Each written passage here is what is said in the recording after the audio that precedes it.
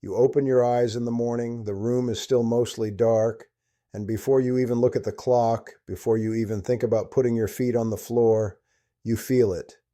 Your tongue feels like a piece of rough felt practically glued to the roof of your mouth. Your lips have the texture of old, dry parchment paper. You instinctively try to swallow, but there is absolutely nothing there to swallow. It feels as though someone came into your bedroom while you were sleeping and packed your throat full of dry cotton. If you are anything like I was, you know exactly what happens next. You reach over to the nightstand, blindly feeling for the glass of water you intentionally left there the night before. You take a massive, desperate gulp just to lubricate your throat enough to function.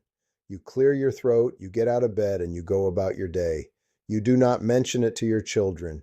You do not bring it up at your annual checkup. You tell yourself that the air conditioning was running too high, or that the weather has been particularly dry lately. Mostly, you just tell yourself that this is exactly what getting older feels like.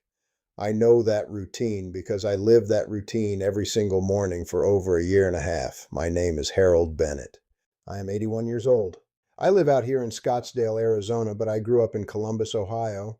I come from a generation and a family of factory workers and builders where complaining about small physical discomforts was considered a weakness. If your knee hurt, you wrapped it and went to work. If the engine in your truck was making a strange ticking noise, you just turned the radio up and kept driving until the truck physically stopped moving. We were taught to ignore the dashboard warning lights of our own bodies. I spent most of my adult life working in community health education, sitting in community centers and union halls, trying to translate complicated medical jargon into plain English so everyday folks could protect themselves. I thought I knew how the human machine operated. I thought I was paying attention to the right things. I watched my blood pressure. I watched my cholesterol. I kept an eye on my blood sugar.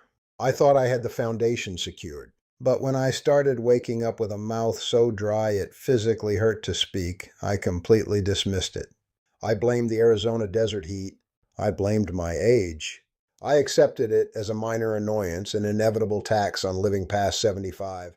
I am telling you right now that waking up with a severely dry mouth is not a minor annoyance. It is not just the weather, and it is absolutely not a normal, unavoidable part of getting older. It is a blaring alarm bell. It is the structural warning light flashing on your dashboard, telling you that your internal defense systems have been completely shut down. What your body is actually doing when it dries out like that is leaving the front door of your immune system wide open. It is a quiet, slow-moving disaster that is statistically linked to the most dangerous health crises adults our age face. I am talking about severe lung infections, progressive malnutrition, and the kind of aggressive bacterial spread that leads directly to a silent stroke or a major cardiac event. I didn't figure this out by being smart. I figured this out because I almost became a statistic and because my daughter Laura refused to let me ignore what was right in front of my face. Laura is a registered nurse up in Phoenix. She has walked hospital floors for decades. She has my eyes, but she has her mother's quiet, unrelenting ability to observe everything. My late wife, Margaret, could look at me from across a crowded room and know exactly what I was worried about before I even opened my mouth. Laura is exactly the same way. She pays attention to the small things. She came down to visit me on a Tuesday morning. The Arizona heat was already starting to bake the pavement outside. I was making us breakfast in the kitchen. I toasted some whole wheat bread, made some eggs, and poured the coffee. We sat down at the table, and I took a bite of the dry toast. I chewed it, and I tried to swallow, but I couldn't. It felt like I was trying to swallow a mouthful of dry sand. I started coughing. I had to reach for my coffee cup and take a huge hot gulp just to wash the bread down my throat. My eyes were watering.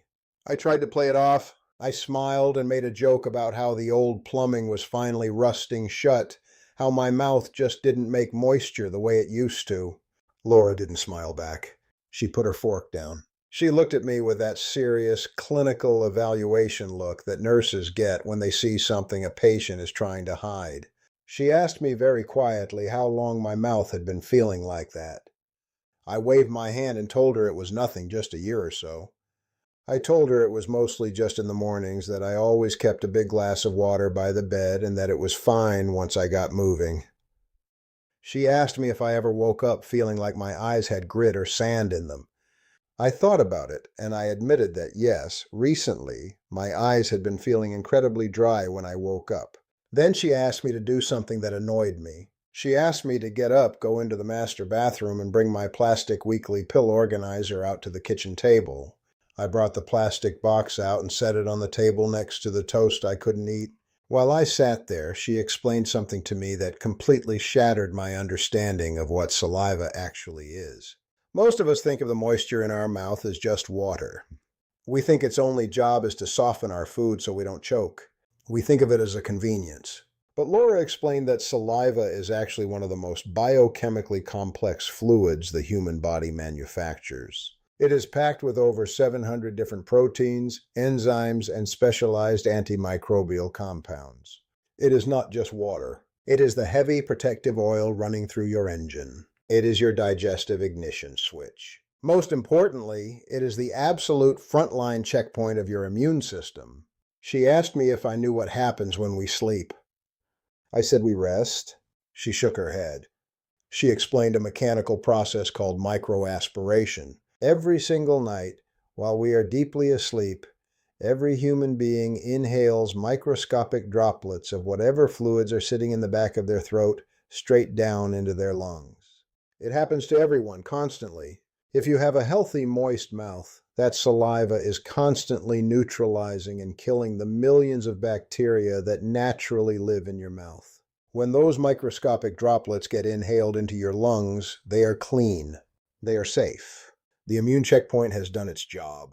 But when your mouth is bone dry, that checkpoint is completely abandoned. The security gates are wide open. Laura looked at me across that kitchen table and told me exactly what was happening inside my body. For 8 hours every night while I slept peacefully, the bacteria in my dry mouth were multiplying rapidly because there was no saliva to stop them. And with every breath I took, I was inhaling that aggressive, unchecked bacteria microscopically down into my lung tissue. I wasn't just experiencing a dry throat. I was giving myself the perfect recipe for aspiration pneumonia, a severe lung infection that puts hundreds of thousands of people over the age of 65 in the intensive care unit every single year. And it doesn't stop in the lungs. That is the part that truly frightened me.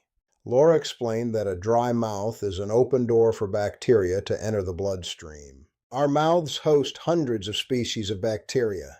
Without saliva to regulate that ecosystem, the dangerous strains completely take over. They find microscopic invisible breaks in your gum tissue. They slip right into your circulatory system. Once that aggressive bacteria is in your bloodstream, it travels. It is pumped directly to your heart, where it can infect the heart valves. It travels through the arteries, causing severe inflammation, and it travels to the brain. That is the connection to the silent stroke. The plaque breaks loose because of the inflammation caused by bacteria that started in a dry mouth. I sat there looking at my coffee, feeling a very cold, very real fear. After 60, the small things are what matter most. The things that limit our independence rarely announce themselves with a marching band. They sneak in through the back door. The stroke that changes your life overnight doesn't happen in a vacuum. It often starts with a symptom you dismissed as normal aging. Then Laura reached over and opened my plastic pill organizer. I take what I consider to be a very normal conservative amount of medication for a man my age. I take a pill to manage my blood pressure. I take a pill to help my bladder relax so I don't have to get up 5 times a night. And because the dust and pollen in the Arizona air bother my sinuses, I take an over-the-counter allergy pill, a common antihistamine, right before I go to sleep. Just 3 pills. Nothing exotic. Laura pointed at the pills and explained the multiplier effect. She told me there are over 500 common medications in this country that list dry mouth as a side effect. Antidepressants, blood pressure medications, diuretics, bladder control drugs, sleep aids, and allergy pills. They belong to a class of drugs called anticholinergics. They work by blocking certain nerve impulses. We assume that a side effect just means a mild inconvenience. But Laura explained that when you take 2 or 3 of these medications at the same time, the drying effect does not just add up. It multiplies exponentially. Think of it like an electrical circuit in an old house. If you plug in a toaster, the circuit is fine. If you plug in a microwave on the same circuit, it strains, but it holds. But if you plug in a toaster, a microwave, and a heavy space heater all into the same wall outlet, you don't just get 3 times the power draw. You blow the main breaker. The entire system shuts down. That is exactly what my 3 perfectly normal doctor-prescribed pills were doing. Taking a blood pressure pill, a bladder pill, and an antihistamine together was acting like a chemical tourniquet on my salivary glands. My glands were capable of making moisture, but the medications had completely severed the communication signal. They had blown the circuit. I was artificially inducing my own severe dehydration every single night. And then she pointed to the toast I couldn't eat and explained something that genuinely shocked me. She told me I could be slowly starving myself, even if I was eating 3 full meals a day. Digestion does not begin in the stomach. It begins in the mouth. Saliva contains the specific enzymes needed to start breaking down carbohydrates the moment you start chewing. More importantly, the act of producing saliva sends a chemical telegraph down to your stomach, telling it to prepare the precise mixture of digestive acids needed for the food that is about to arrive. If you chew with a completely dry mouth, that telegraph is never sent. The stomach isn't ready. The food passes down into your digestive tract without being properly broken down. The nutrients you desperately need to maintain muscle mass and bone density pass right through you, unabsorbed. I had noticed my belts were fitting a little looser over the past year. I thought I was just staying trim. Laura told me my body was quietly wasting away because my dry mouth was preventing me from extracting nutrition from my food. I felt incredibly foolish. I felt like I had let myself down by ignoring something so fundamental. But Laura told me not to be hard on myself. She said doctors miss this constantly. They have 15 minutes per patient. They check your heart, they look at your blood work, they write the refills, and they move on. She told me there are warning signals the body sends when this problem reaches a critical danger level. She walked me through the signals I needed to watch for because a dry mouth is almost never just one thing. It is your body's way of flagging a deeper system failure. She told me to pay attention to how my breath smelled in the morning. If it just smells stale, that is normal. But if the dry mouth comes with breath that smells sharp, metallic, or chemically like ammonia, that is a massive warning sign. That means the kidneys are struggling to filter waste out of the blood, and the toxic buildup is escaping through your breath. She told me to pay attention to the texture of the saliva during the day. If the mouth isn't completely dry, but the saliva becomes incredibly thick, ropey, or foams up when you speak, that is an autoimmune signal. That is a sign that the body's immune system might be confused and actively attacking the moisture glands, a condition that needs specific medical screening. She asked me again about my sleep. If my mouth was perfectly moist all day while I was awake but turned to complete sandpaper only when I slept, she said that points directly to sleep apnea. It means the airway in my throat was physically collapsing at night, forcing me to breathe heavily through an open mouth for 8 hours just to survive. That kind of nighttime oxygen starvation ruins the heart over time. She warned me about the connection between the bladder and the mouth.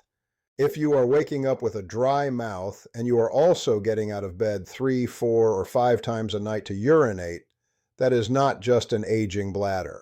That is the classic textbook alarm bell for skyrocketing blood sugar. When diabetes is uncontrolled, the body panics. It pulls water out of every single tissue, including your salivary glands, to desperately try and flush the toxic levels of glucose out through your urine.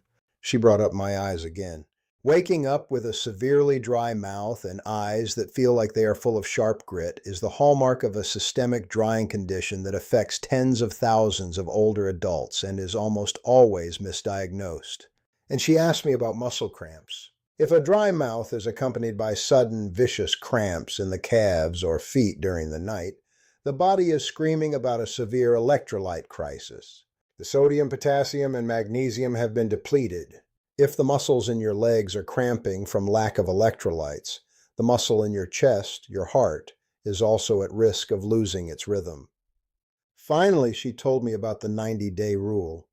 If you start waking up with a dry mouth within 90 days of starting a new medication, your body is telling you that the chemical burden has finally crossed the threshold.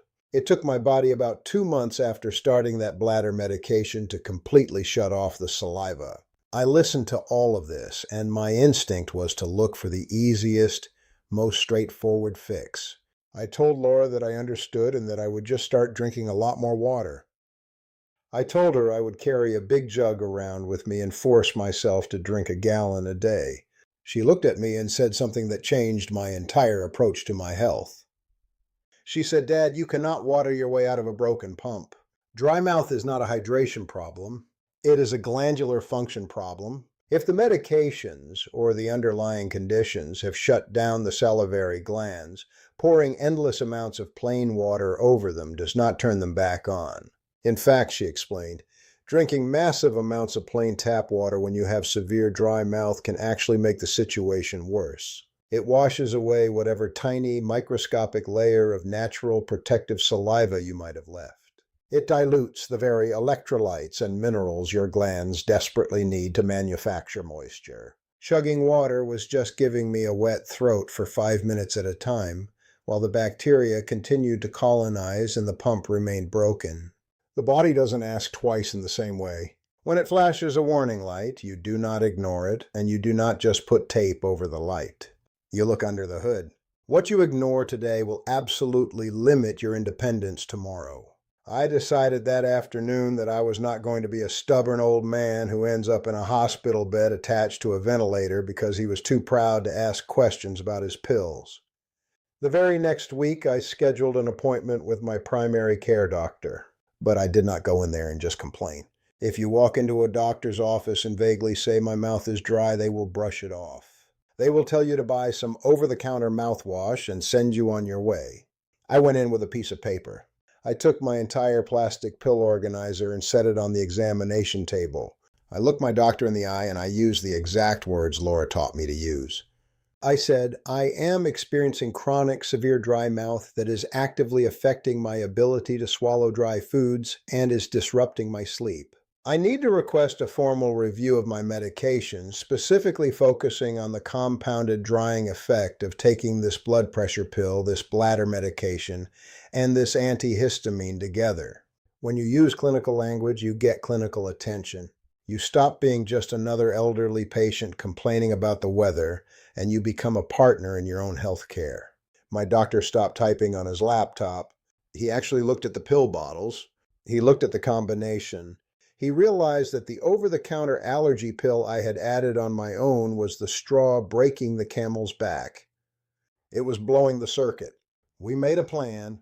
We stopped the antihistamine completely and found a nasal spray that didn't affect my system. We safely adjusted the timing and the dosage of the bladder medication so the peak effect wasn't hitting me while I slept. We removed the chemical tourniquet. But fixing the medication was only half the battle. The pump had been turned off for a year and a half. I had to teach my glands how to work again. I had to rebuild the environment in my mouth. I stopped chugging huge glasses of plain, dead water. Instead, I went to the health food store and bought a small bottle of liquid trace minerals. Sodium, potassium, magnesium. Every time I drank water, I added a few drops of those minerals to the glass. Your salivary glands need electrolytes to physically manufacture saliva. Giving them plain water is like giving a carpenter an empty toolbox. Giving them mineral-rich water gave them the raw materials they needed to start pumping again. I completely changed how I slept.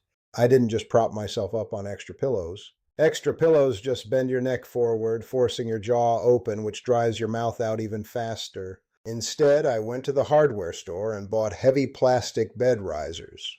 I put them under the 2 legs at the head of my bed frame. Elevating the entire bed by just 4 inches stopped any silent acid reflux from creeping up into my throat at night and burning away the moisture. I bought a small, quiet humidifier and put it on the nightstand right next to my head.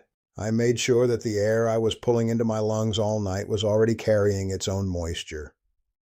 And finally, I started actively stimulating the mechanical pump. After every meal, I didn't just sit in my armchair. I took a piece of chewing gum made with xylitol, not regular sugar, which feeds the bacteria, and not harsh artificial chemicals. xylitol. The physical act of chewing the gum sends a mechanical signal to the glands in your cheeks and under your jaw, commanding them to wake up and flush the mouth. I did it religiously every single day. It was not an overnight miracle. The body takes time to repair what we spend years neglecting. The first week, I didn't notice much difference. The second week, the mornings were still tough, but somewhere around the fourth week, the shift happened. I woke up on a Thursday morning. I opened my eyes. The room was still dark. And before I moved, I realized something was missing. The panic was gone. The desperate need to reach for the water glass wasn't there. I swallowed, and it was normal. The parchment paper feeling on my lips was gone. The rough felt on the roof of my mouth was gone. My mouth was quiet, moist, and working exactly the way it was designed to work. The engine had oil in it again. The immune checkpoint was back online. I am sharing this with you because I know how easy it is to surrender to the small indignities of aging. We spend our entire lives working, raising families, paying mortgages, and fighting through real pain. Compared to a bad back or a bum knee, a dry mouth feels like absolutely nothing. It feels like something you should just quietly tolerate. But independence is not lost all at once. It erodes. It washes away in the small, ignored details. Do not let a chemical pileup in your plastic pill box slowly destroy the capacity of your lungs. Do not leave the front door open for aggressive bacteria to march straight into your bloodstream and toward your heart, just because nobody took the time to explain how your immune system actually functions. The severe pneumonias, the heart valve infections, the silent strokes that seem to come out of absolutely nowhere, they almost always leave tracks. They almost always sound an alarm before they strike. You have the absolute right to ask questions about the medications you are swallowing every day. You have the right to demand a review of how those chemicals are interacting inside your body. If you are waking up feeling like every drop of moisture has been sucked out of your throat, your body is begging you to fix the plumbing before the pipes burst. Listen to it. Take your pill box to your doctor. Change the way you hydrate. Elevate your bed. Keep the machine running smoothly. This is something I learned a little late in the game for my own comfort, but thankfully not too late to fix it.